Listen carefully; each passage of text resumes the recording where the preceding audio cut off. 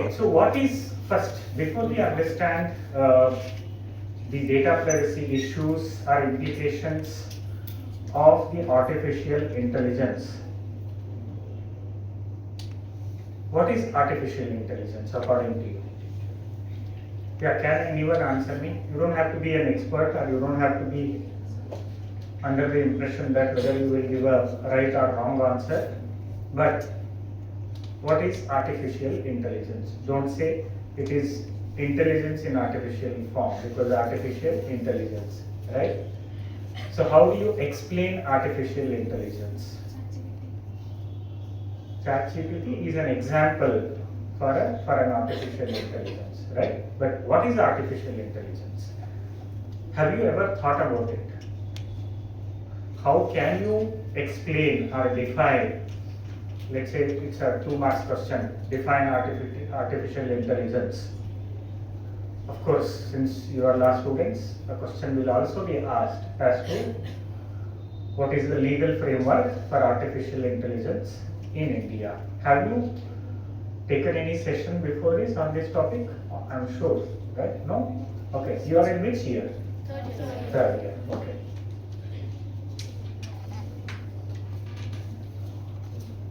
Okay. So artificial intelligence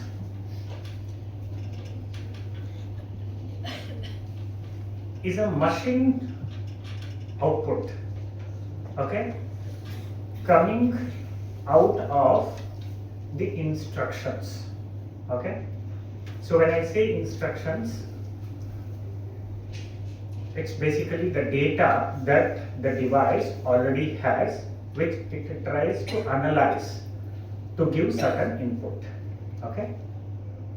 Again, I will give you an example of this Google Map itself. I'm sure you all have used Google Map, right?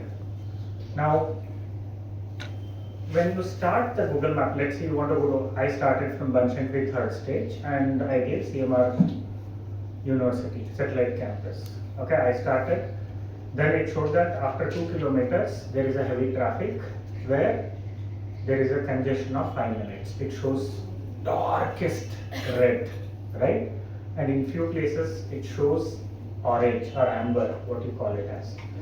And then in few places it shows green because the road is empty. Now how does it happen actually? Have you ever thought how Google Map tries to analyze the traffic and tells you that there is a traffic congestion of 5 minutes? Sorry? Signals, okay. Based on the input given by the users in that particular. Exactly. Right? So what happens? What if there is a traffic? What happens? Everybody will be stuck in the same place, right? And I'm sure there is nobody in that crowd who doesn't use mobile. Okay? And I'm sure there is nobody in that crowd who uses mobile. Okay? Doesn't have a Google Map again, right? So then, let's say there are 30 people, okay, stuck in the traffic. Each one has got a mobile. Each one has got a map in it. Some sort of a geolocation based app, right? And if you are in a static place, right, that device analyzes that this driver is stuck in a traffic, right? And of course, the device is connected to the internet, right? So similarly, the data of all 30 people is taken, right, who are stuck in the same traffic. And this data reaches the system of the Google Map, saying that in this location near Sita Circle, where I was literally stuck for about 15-20 minutes, okay, says that Shreekanth, whomsoever it is, ABCD XYZ, around 30 people are stuck. Okay, it goes to the system. Now, this is nothing but a data. Data is now given to the system to analyze. So let's say in this scenario, if 30 people are stuck in a place, what is the probability of congestion? How long it may take for the driver who is behind this place Okay, for him to cross this topic, how long it takes. So it analyzes the data. This is nothing but intelligence. It uses its intelligence, okay, thereby gives a signal or gives output to the commuter who is just nearing that Sita circle to say that, okay, if you are going there, you will be stuck by 5 minutes. This is how artificial intelligence generally works, if I have to put it this. Of course, there are other complicated explanations as well, but you understood, right? That means it basically analyzes the data which is already given to the system and comes up with an output. Okay? Now, that output is of something useful to the user, which is me who was just going to the same place where there is going to be a lot of traffic. You understood? Alright? So, this is how an artificial intelligence can be explained. Now, can you tell me what is one very important thing or element in this entire example that I should explain to you? It is nothing but the data, right? That means more the data, more is the accuracy of the result or the outcome, right? That means instead of 30, let's say 50, 100 were there, then the chances of traffic continuing in the same place for longer time are higher, right? So that means it all depends upon the data which is given to the system to analyze, use its intelligence, okay, and then come up with some sort of an output in order to help the user of that artificial intelligence system, right? So what is one important thing is the data. So now you must have heard this terminology called big data. Now let's leave this example of this Google map, okay? Let's take some very complicated system. In my pharma business, especially in treatment of the patients, okay, lots of machineries are used, okay, based on artificial intelligence system. Very recently, I came up with a machine, okay, with a system. Okay, before, can you tell that somebody is actually undergoing some sort of a depression? Is it possible? If he is feeling unwell, like if I have fever, I can make out, or you can make out that I am suffering from some sort of a sickness, because the moment I have fever, my facial expression would be different, right? Okay, I will not be active, okay? My voice will not be as louder as it used to be, right? My overall impression would be a little different, and you can tell that, why are you okay? You seem sick. You will ask me, right? But depression is, you cannot tell that whether somebody is actually undergoing a depression or not, right? Because somebody might be undergoing depression. He must be very lively, okay? He could be laughing. He could be as jovial as every other normal person, right? But there is a system, okay, which actually diagnoses as to whether somebody is suffering from depression or not. In fact, the peculiarity of depression is such that the person himself would not know that I am going through depression actually, right? That is the ailment, that is the characteristic of the ailment, right? Now, how does that happen? How can the system diagnose whether somebody is going through a depression or not, whether the person himself would not know that he is undergoing or she is undergoing depression? Again, when the system is attached to the body, it collects certain data, okay, impulsive data, right? Some electrons coming from the nerves, some signals coming from the nerves, and it collects all those data, okay, and then it analyzes and tells that yes, you are suffering from depression.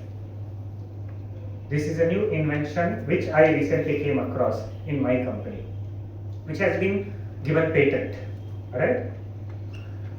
Now again, how does this happen?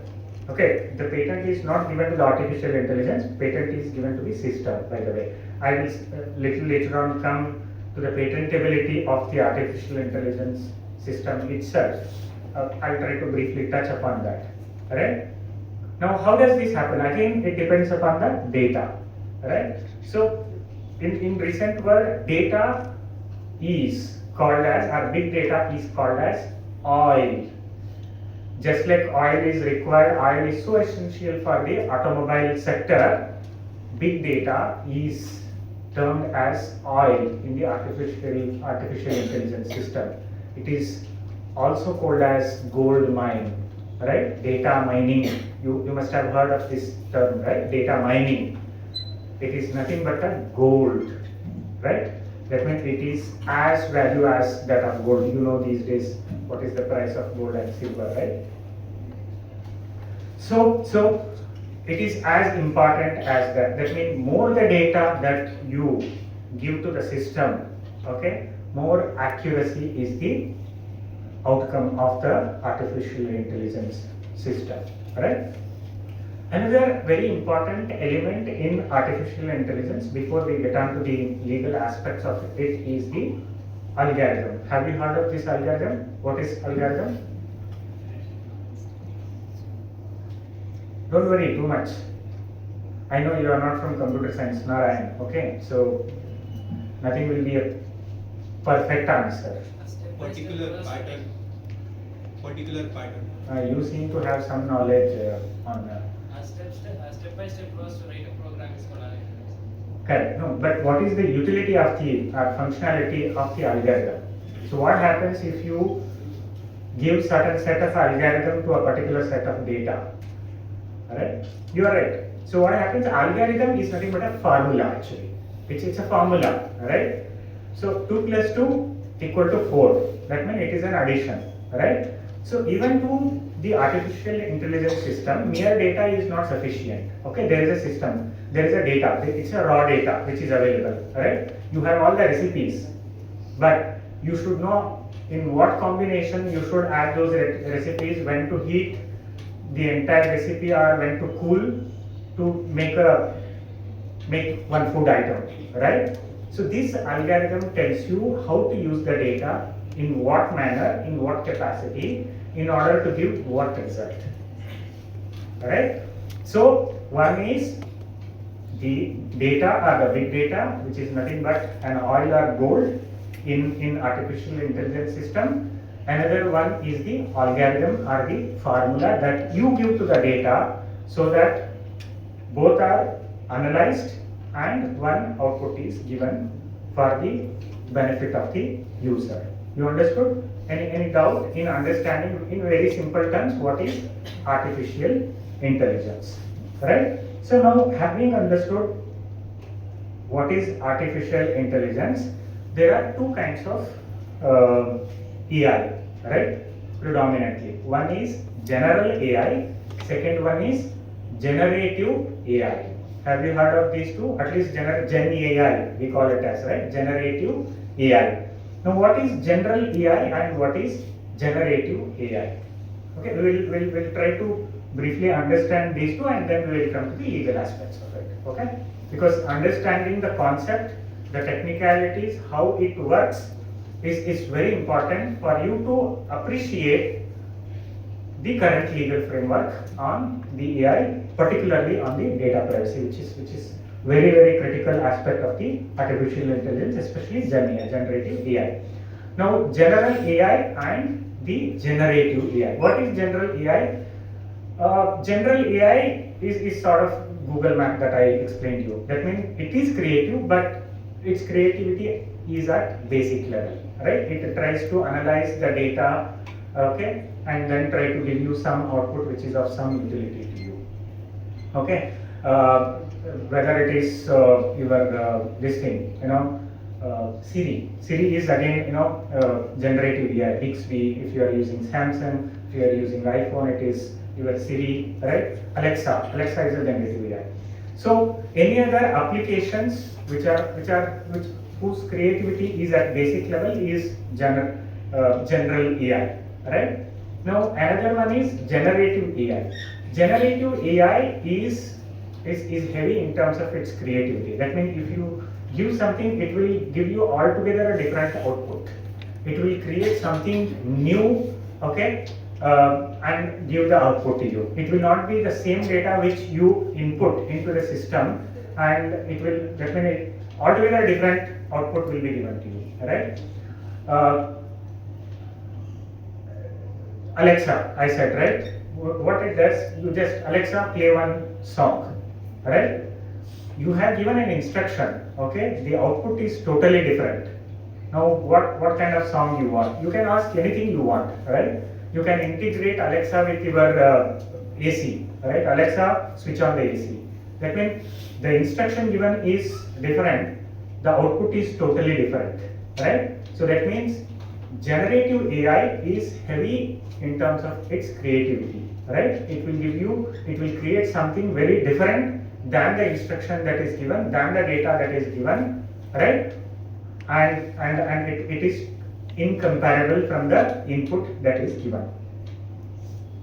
Now, what are all different types of generative AIs which are predominantly defined are, one is the text, right? That means you can actually dictate something for the artificial intelligence to put that into text. I think voice dictator, very simple example, whether it is in your laptop or in your, I'm not sure if it is available in WhatsApp. Can you give a voice and it types? I have not seen it. It types, it does? Okay. So at least in Outlook, in laptops, in Outlook, I know that I can dictate something, because when I injured my hand for almost 6 months, I could not type, right? Then what I did is I gave a voice dictator. Of course, it was not accurate. I had to correct the punctuations, grammar here and there, but I think it almost typed, right? That means text.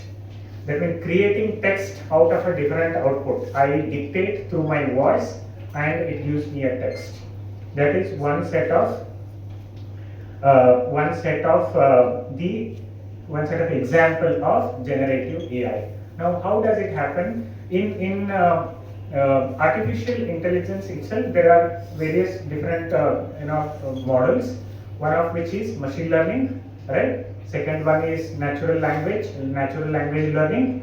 Third one is deep learning, and so on and so forth, right? This text, converting something into text, is nothing but natural language learning.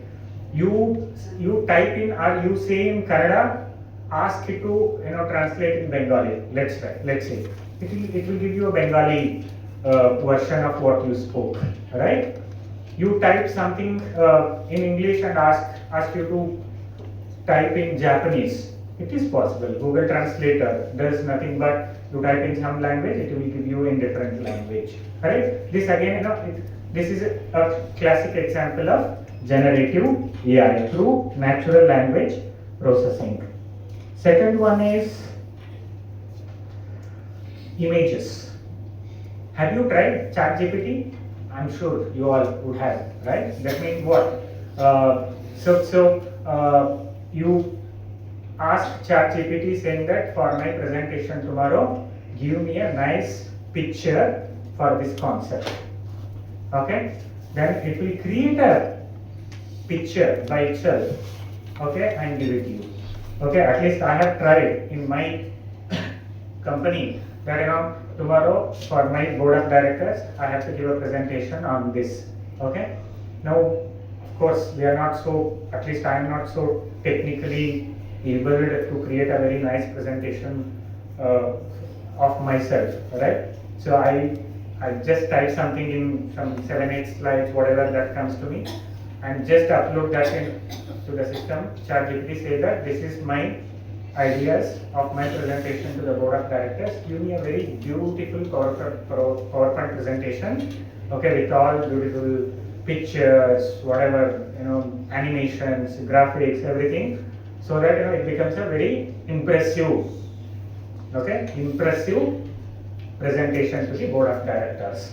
That's why it says what Gen AI, generative AI does, it simulates your creativity. That means, of course, you are creative, it further simulates your creativity so that your overall output is more effective, more impressive, and more efficient.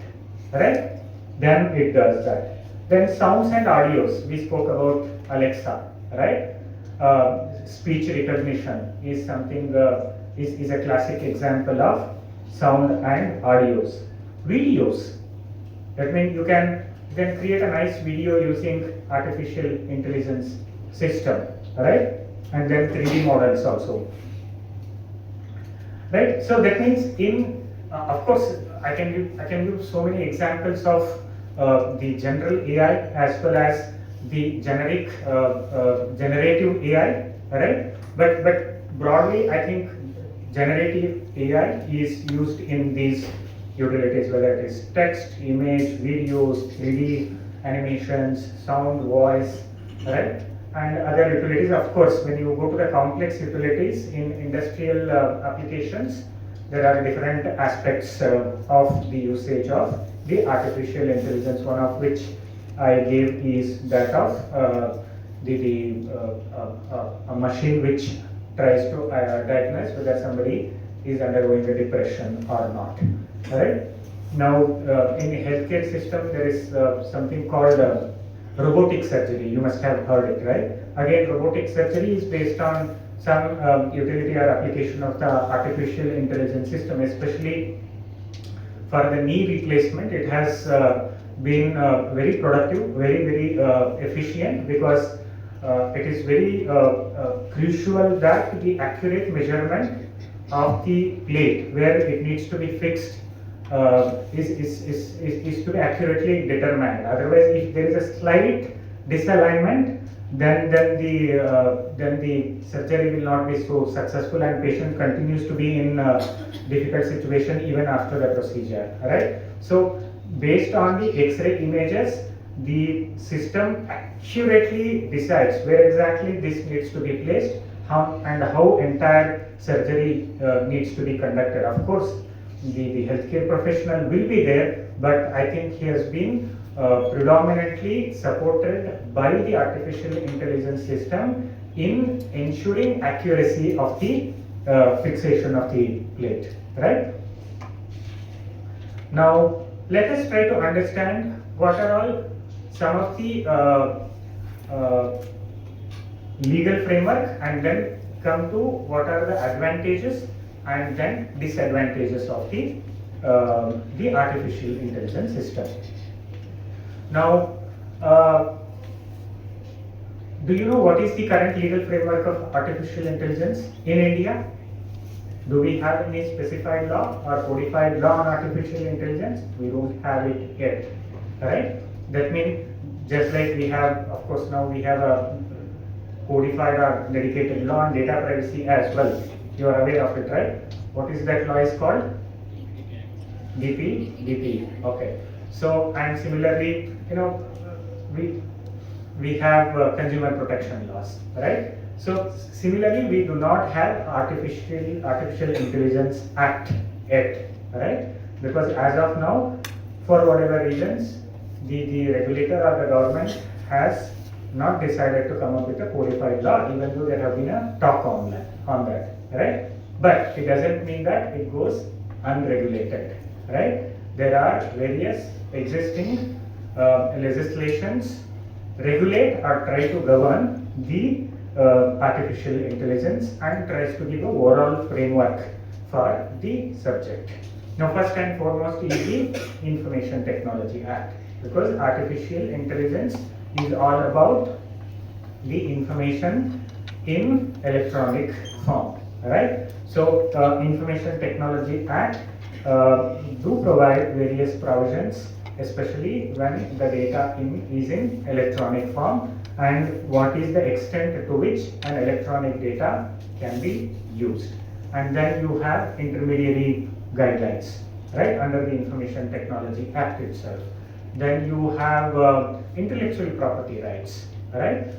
because there is a possibility of both creation as well as violation of intellectual property right with the usage of the artificial intelligence system. We will look into those aspects little later on, right? And then you have competition law aspect of the artificial intelligence system. These days there is something called as market intelligence. That means by using an artificial intelligence system, I try to gather a lot of information about the competitor, okay, and thereby try to come up with some sort of a strategy which is in violation of the competition law, right?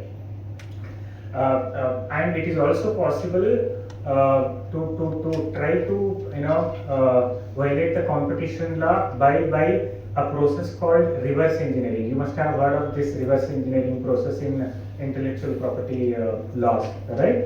So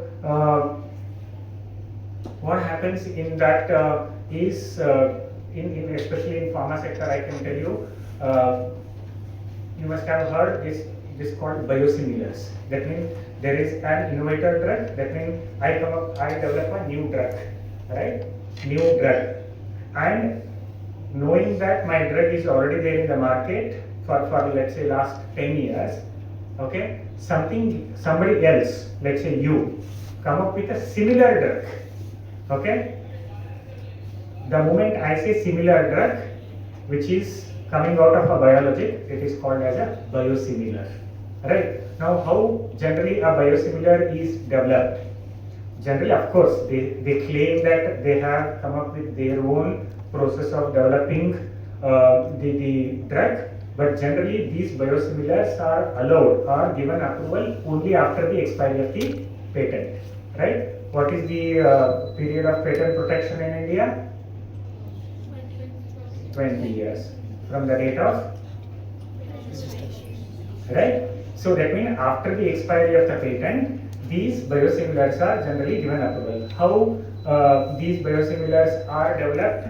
Okay, through reverse engineering process. And how reverse engineering process is done these days using artificial intelligence systems. Okay, and thereby they come up with some sort of a competitor product, take approval from the FDA or the drug authority and launch in the market. Because we do have such sort of a issue in my company where we are trying to challenge the grant of biosimilar approval to one of the competitor products while ensuring that we do not violate any competition law, right? Now, yeah, so I think this is basically the brief framework of the existing law in India. Now, let's talk about some of the I think we spoke about the utility of artificial intelligence in our domestic life, but if I have to talk about the utility of the artificial intelligence in industrial applications, I think we spoke about some of the systems. Intelligence is also used in programming and design. I think somebody spoke about programming. Customer supports, right? You have what is this called as chatbots, okay? You open any application, right?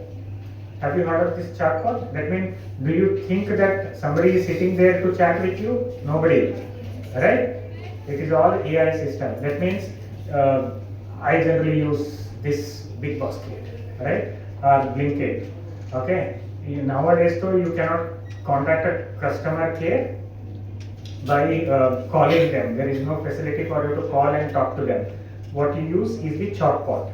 Right? In the chatbot, you tell your grievance. Based on your grievance, it tries to analyze what is the question being posed by the customer and it tries to give the ready-made answer. That means it doesn't create. There are already answers, set of answers are already provided over there. Right? So it tries to give you a ready-made answer. In spite of that, if I am not happy with the answer, then it will try to connect to the human customer care person. Okay, so this is a classic example of industrial application of the artificial intelligence system. Then, of course, in entertainment, that means these days, the music directors. That means they can actually replace the music directors, right? You tell that for this scene, okay, for this situation, for this scenario, I need a beautiful, song. Okay, it can actually create a music and give it you, saying that take it. Okay, there is one law firm which wanted to write an article on artificial intelligence. Okay, what they did is, as a introductory remark to the article itself, they asked ChatGPT to give a poet on artificial intelligence itself. Okay, and it gave a nice poet. That means you can actually, artificial intelligence can be a poet. You can write poetry. Okay, whether that can be copyrighted or not is a legal issue that we need to discuss. Alright, but it is possible for you to create something of that sort. Right? And of course, we spoke about utility of AI in healthcare and medicine. Okay, so having understood the various utilities, now what are some of the issues, legal issues? Now, first and foremost is the veracity of the information and fake news. Okay, I told you that one of the important element that is to be made available to an artificial intelligence system is the data. Alright, now how accurate is the data, okay, and what is the truthfulness of the data?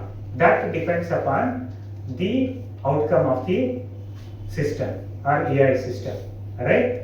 So that means it is possible that the outcome of the AI can go wrong, right? It is possible, and it can be a false information or it can be a false output, because the AI system does not have the capability to analyze whether the set of data that is being given is correct or not.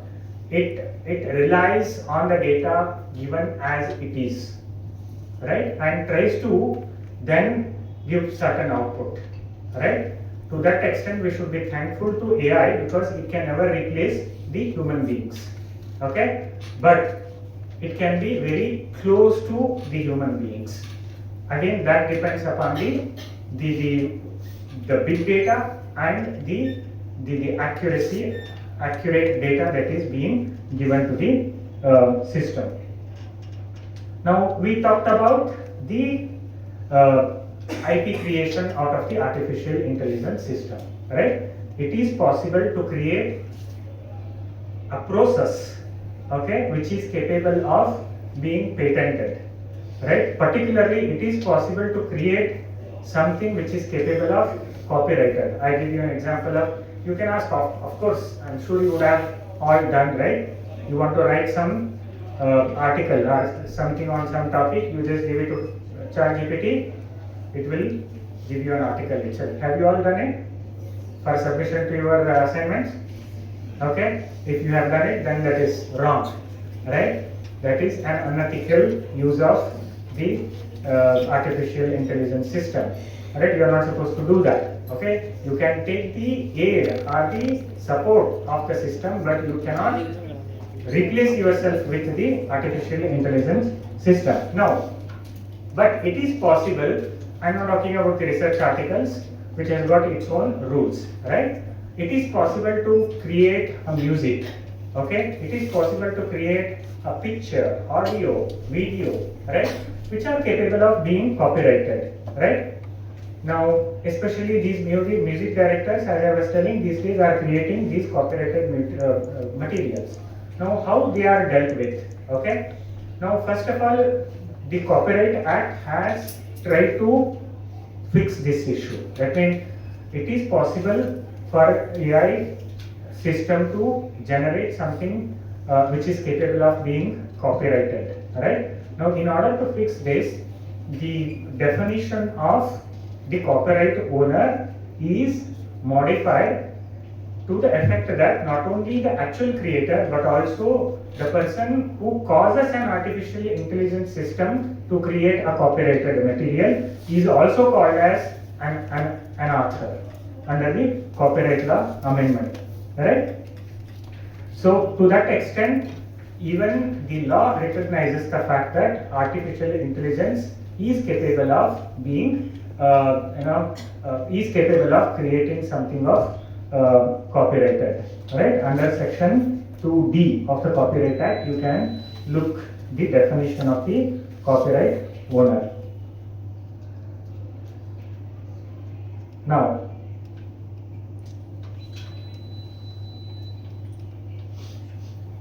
another important aspect of the copyright law in artificial intelligence is the infringement of copyright or the intellectual property right by the AI system, right? That means not only it creates, but also it is possible that it can violate the copyright, right? Because I can understand the technology of the competitor's patented invention, right? And thereby I was talking about the reverse engineering process, right? It is possible for somebody to reverse engineering, do the reverse engineering and try to violate the IP rights of the other person. Now, second aspect is the data protection and confidentiality. Now, let's try to understand the data protection, okay, vis-a-vis the artificial intelligence system. Now, when I say data protection, how do I begin? What is the current law on data protection? It is DPDP, we know that, right? But has this come into force? Sorry? Okay, so the act has come into force, okay, on December 21, 2025, okay, but the provisions have not been made effective, okay, only the operating part has been made effective, okay. The majority of the sections which are to be complied by the data fiduciary, what we call it as, right? They come into force in how many months? 18 months from the date of the act coming into force. That means they come into force in July 2027. That means all those entities, organizations and institutions, okay, which are processing the personal data have 18 months from December 21st, 2025 to comply with the obligations under the DPDP Act. That means from that date onwards, the enforcement of the law starts or begins. When I say enforcement, any person then violates the provisions of DPDP Act, okay, would be held liable, okay. Accordingly, he will be penalized as per the provisions of the law, right? Now, let's try to understand what was the existing act. If I have to talk now, okay, let's for a moment we forget that there is no DPDP because it will still take some time.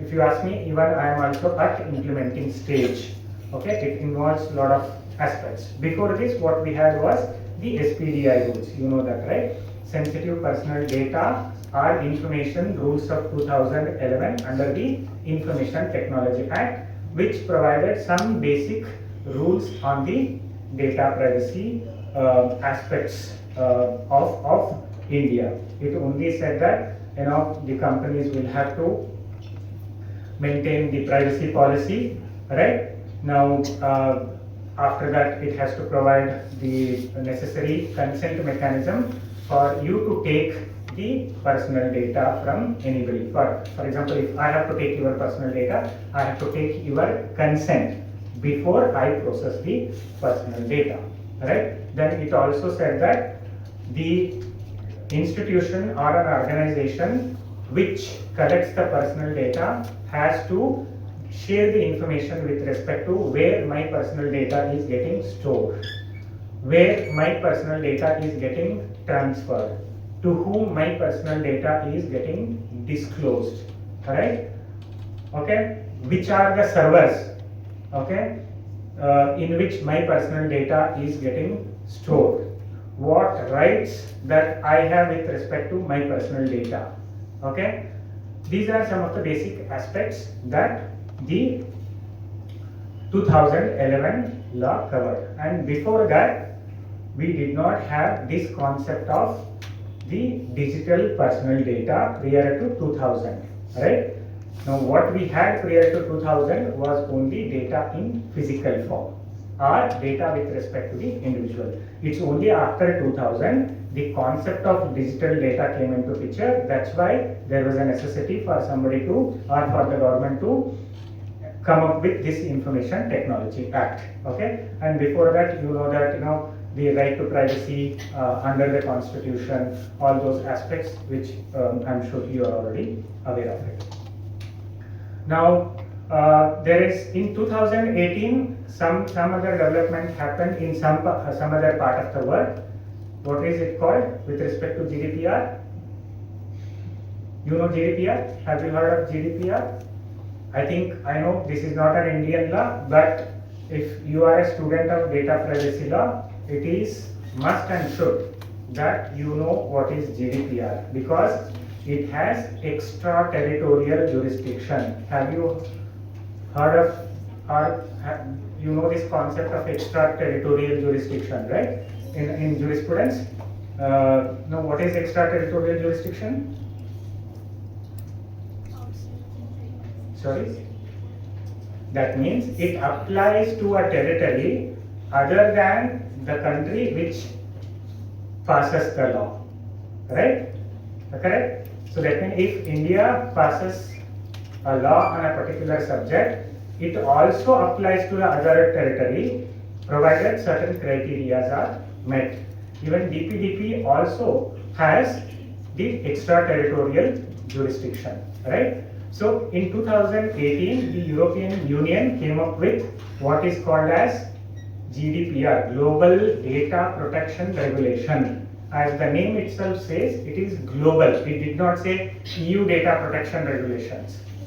That because of the fact that it had the extraterritorial jurisdiction, right? That means if an Indian company or if an Indian organization, if an Indian institution is processing the personal data of EU subjects, then the law is applicable even to those Indian organizations or institutions, right? And India being an outsourcing hub, right? Especially Bangalore, which has so many outsourcing organizations, outsourcing companies, where it provides a lot of services to the organizations in Europe and US, okay?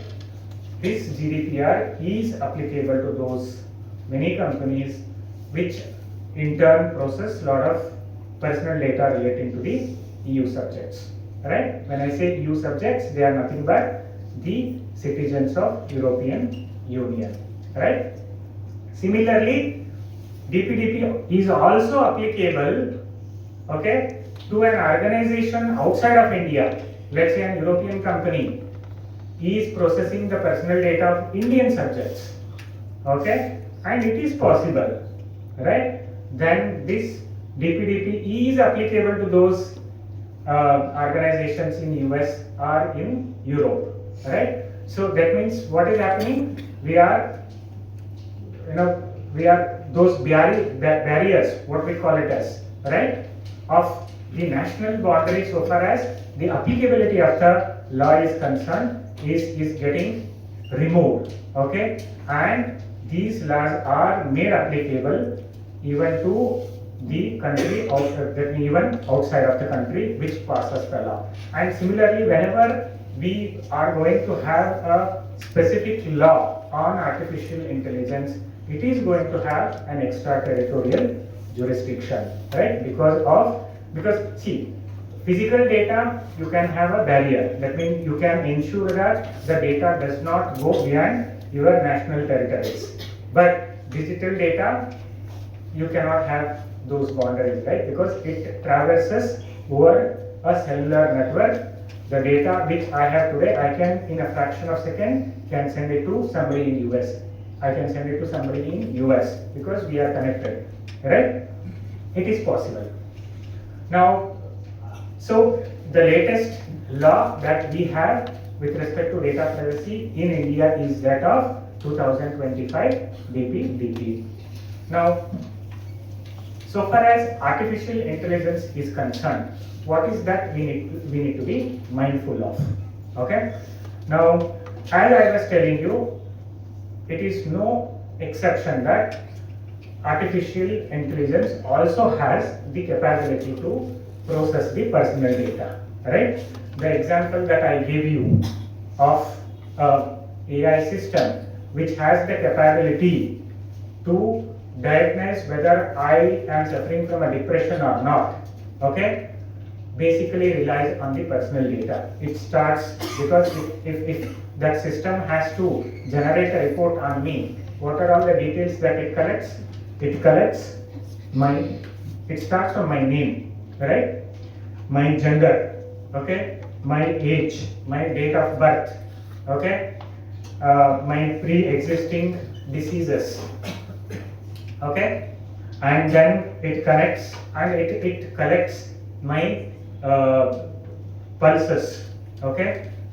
So these are all my personal data, right? In fact, if you ask me, among all of the personal data, the health data is the most sensitive data, right?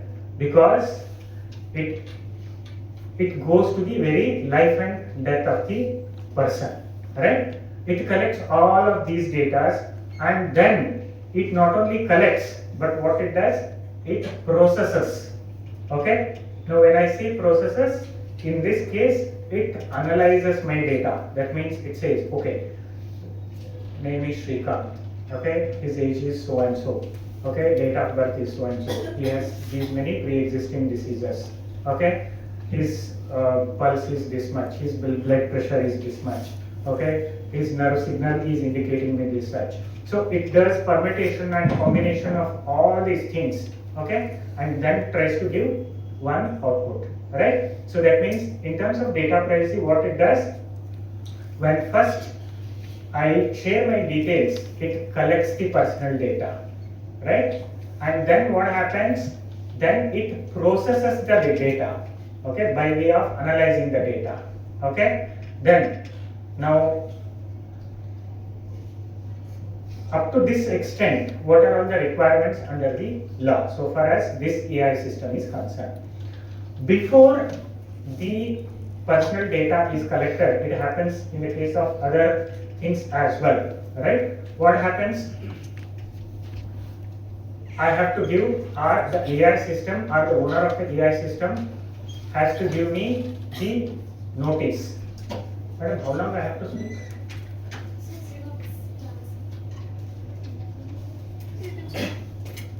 It's already Another 10-15 minutes? Yes. Okay, fine.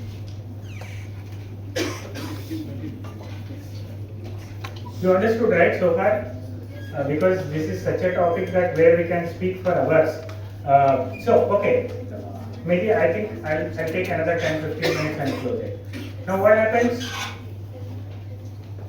So before the AI system collects the data, I have to give privacy statement. Take consent from the patient, saying that I am collecting your this many data and you give consent to share the data. Okay? Then, and it also should tell that where and all I use the data, where I store the data, how do I process the data, right? All these things are to be informed to the patient before the data are being collected, right? Then, once the data is collected, the report is generated, right? Saying that it contains so many information about the report.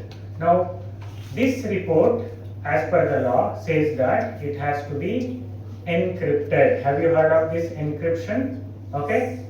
Now, it has to be encrypted so as to provide adequate safety measures to the data or the personal data that is collected or generated by the system. So This is also a legal requirement. Providing adequate encryption mechanism to the data is very critical.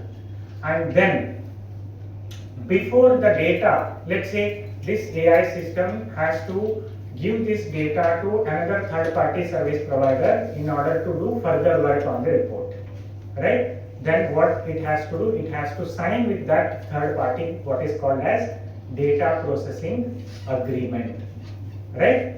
Data processing agreement, what is called as DPA, we call it as, right? Now DPA, there is a format itself under GDPR, and even under DPDP, we are going to come up with a template of DPA, right? Then what happens before or after sharing this data with the third party? There is a system which is mandated by the law called as ROPA. Okay, ROPA means Registry of Processing Activity, right? That means the law mandates that in case if you are sharing the data with a third party for processing activities, you have to maintain the register of processing activity. That means I collected this data from so and so, I am sharing this with the third party, and therefore in this register I maintain this registry of processing activity, right? So just for one artificial intelligence system of this diagnosing the depression, you understand various aspects or implications under the data privacy law. Last but not the least, the breaches and the penalty. Now for breaches, the law mandates that in case if there is any breach of the data privacy, okay, what is the time period within which we need to inform the regulator? Within 72 hours. Okay, within 72 hours from the time, it's not days, it is laid down in 72 hours. Let's say that I have come to know about a data breach now. Within 72 hours, I have to intimate the authority. I also have to intimate the data subject or the data principal whose data is violated, right? So within 72 hours, I have an obligation to report that to the authority. And then what is called as the penalty in case of the violation. Okay. Of course, the law provides various penalties. The maximum penalty that is prescribed under the DPDP law is 500 crores.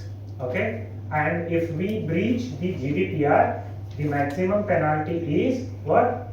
2% or maximum of 4% of the total revenue of the company which or the organization or the institution which violates the GDPR, right? Under GDPR, it is huge because of the global application of the law. It takes into consideration the global revenue, whereas under the DPDP law, it has put a threshold on the total penalty that can be imposed, which can go up to 500 crores.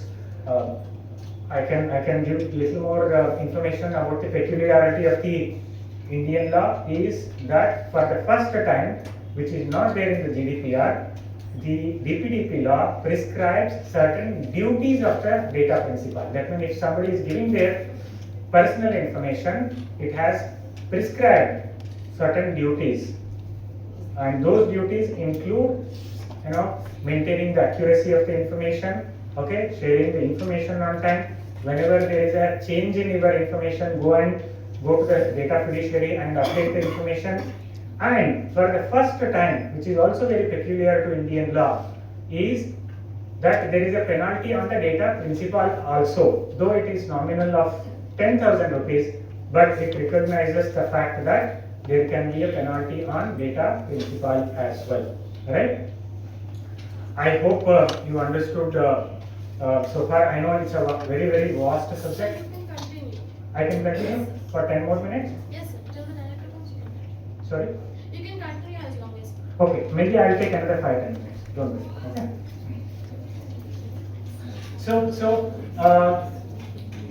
Okay. So I was just telling. Then let us try to understand the difference between GDPR and the DPDP in terms of these artificial intelligence system is concerned. Okay. Now, take the definition of, have you gone through this law, by the way? No? Okay, no worries. So what is personal data? How do you define personal data? Confidential data. Anything which deals with us. With us. Okay. Yeah, that's almost close to the Personal information that we should give consent to others to. no, but how do you say whether this mobile is my personal data? If the mobile is accessed, then No, the data which is there in the mobile can be a personal data. So whether this mobile is a data, personal data, how do you define personal data, or how do you say whether particular information or a data is a personal data or not? Identify. Sorry? Because it's identified as like Excellent definition, right? The definition provided under the law is any data with which an individual can be identified is a personal data, right? That means mere mobile alone is not a personal data, okay? Now, very interestingly, the law also says that a single information may not be a personal data, but a combination of two or more information can be a personal data. Alright? Now how is this? Now, of course, now that you have seen my name, if somebody tells you Shreekanth, then you can see, okay, my face comes to you, right? Then it's a personal data. But for a strange person, okay, if you tell Shreekanth Katti, it's not a personal data for him because he doesn't know, he cannot identify me through that name, right? But Shreekanth Katti, India Head of Legal and Compliance and Data Privacy, if you tell that, it is possible because he can do Google. Okay? It is possible, then it can become a personal data because in combination with the name and the designation, it can constitute a personal data if the individual is able to identify me through those informations. Let's add one more thing. Shreekanth Katti, India Head of Legal Compliance and Data Privacy for Merck Group. I think now it is certain that anybody can identify me because if you give these information to internet, my photo will come. At least in LinkedIn you will get to see me. Right? So that means not necessarily a single information can constitute a personal data, but a combination of two or more information can constitute a personal data. This is the first definition that you need to know if you want to learn data privacy. Right? Now, second definition is who is the data principal or a controller. Under the DPDP law, it is called as data principal. Under GDPR, it is called as data controller. Anybody who takes the personal data or who collects the personal data is a data controller or a data principal. Okay? Anybody who gives their personal data, that means I am sharing my data with you, okay, is called as data principal under the DPD law. Under GDPR, is called as data subject. Right? Now, these three terminologies are very, very critical. Right? Sorry, two. The definition of personal data, who is a data principal or a data subject, and who is a data controller or a data fiduciary. Understood? Now, after this, what comes is the operative part of the or enforceability part of the data privacy law. Right? Now, another very, very important aspect of the artificial intelligence is the data transfer. That means the artificial intelligence system collects the data, okay, puts into the system, processes it, and then it transfers. Right? the transfer can be within the same country or the transfer can be outside of the country also, right? Now within the country it is called as the interstate or the transfer within India, but the moment it becomes outside of India it is called as cross-border transfer of the data. Now under the DPDP law currently there is no much of a restriction for the cross-border transfer of the data. It only says that it can be transferred to either any other country, subject that that country should not be blacklisted by the government. Now currently the government has not prescribed the list of countries who have been blacklisted, and any transfer to those countries is prohibited. So there is no current list of blacklisted countries as such. But under GDPR you have restriction on transfer of data, right? So if you are transferring the data to another country, first thing that needs to be seen is whether it is a EU country or a non-EU country. Okay? In case if it is a non-EU country, then you have to sign what is called as data transfer agreement. Now second restriction is such a transfer is subject to the condition that the country to which it is getting transferred should meet the same adequacy, okay, in terms of the protection is made available to the data subject in EU countries, right? I think these are some of the very important elements that we need to take into consideration so far as the processing of data is concerned, whether by AI system or otherwise. Okay. Last but not the least is I talked about the processing.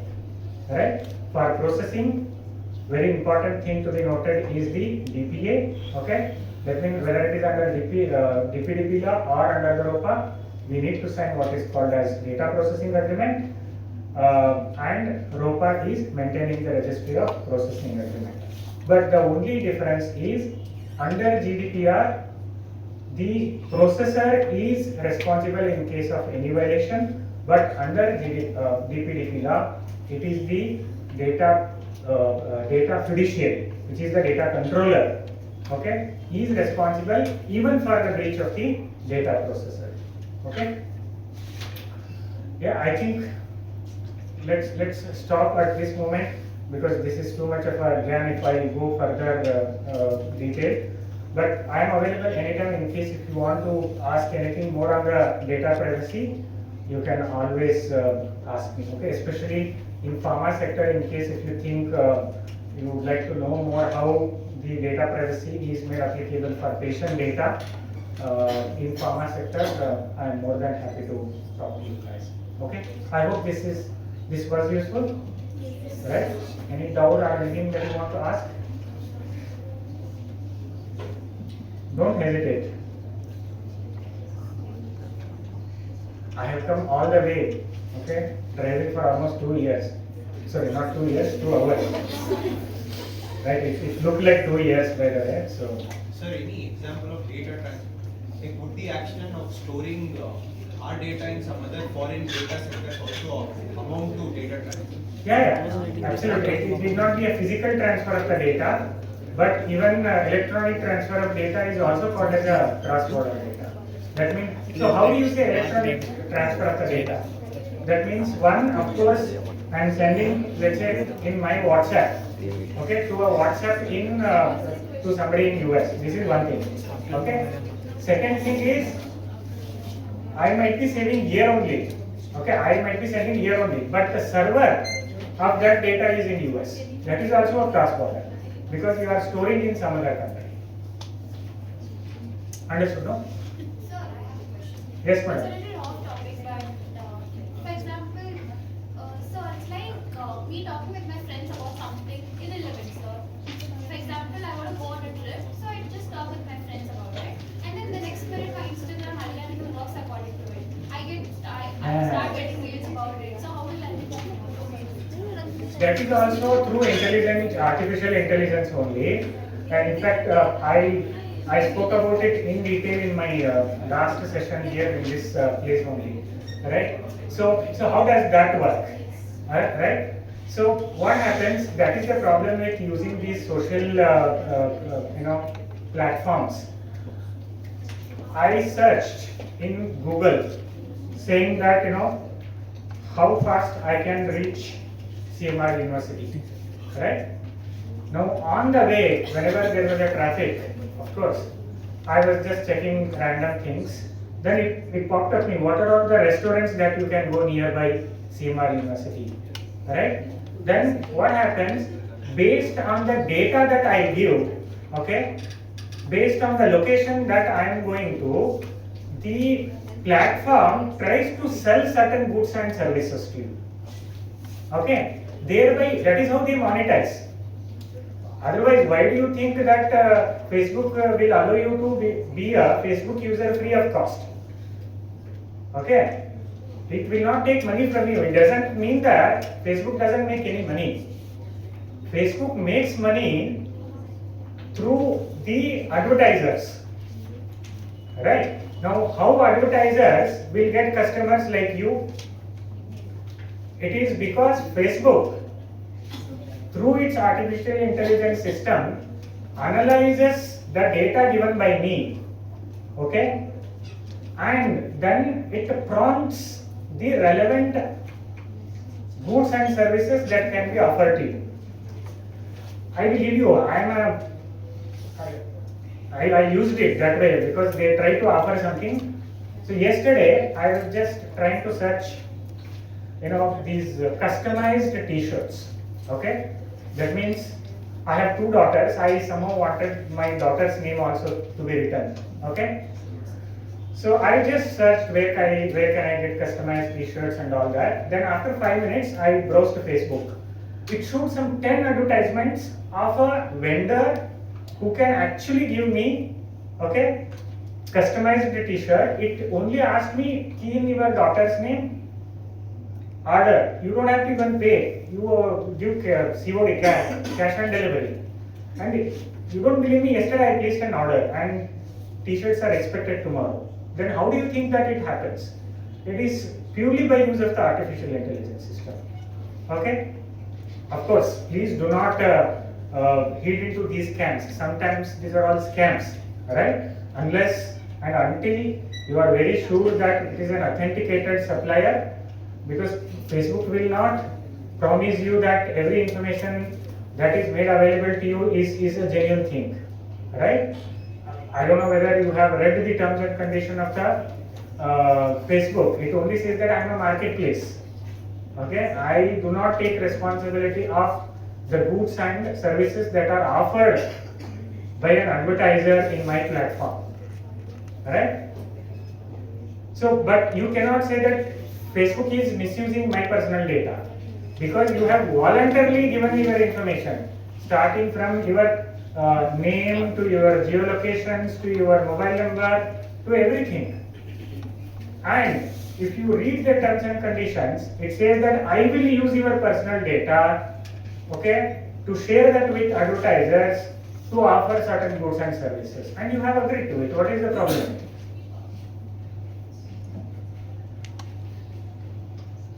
Clear, madam? Okay, fine. Thank you. Thank you so much.